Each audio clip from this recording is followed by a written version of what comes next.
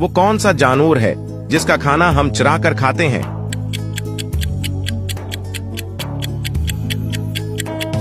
जवाब है शहद की मुखी का।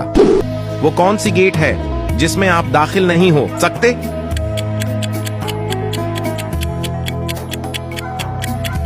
जवाब है कोलगेट का। वो क्या चीज है जिसको बांधे फिर भी वो चलती रहती है?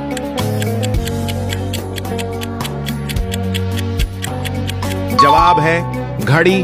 वो क्या है जिसका कोई वजन नहीं मगर उसे 20 लोग मिलकर भी नहीं उठा सकते?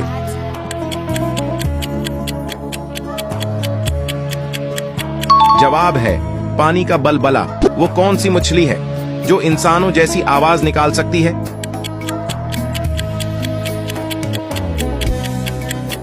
जवाब है डॉल्फिन। दिन का साथ ही साथ पाया, रात को अक्सर गायब पाया, बताएं क्या?